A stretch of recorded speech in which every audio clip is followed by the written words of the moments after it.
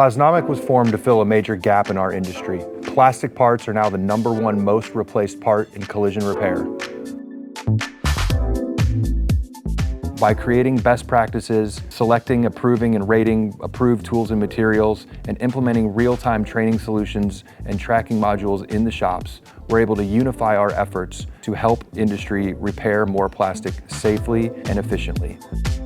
The Plasnomic Council is extremely important. It brings together global leaders from all facets of the industry to help us validate these processes, test these products before we implement them, and really help leverage all of the decades of experience from across all sectors of the industry as we implement these methods.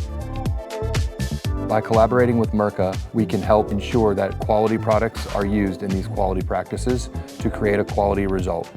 The goals and missions of Mirka and their commitment to sustainability, as well as their quality abrasive products, help facilitate Plasnomic's goal on a global scale.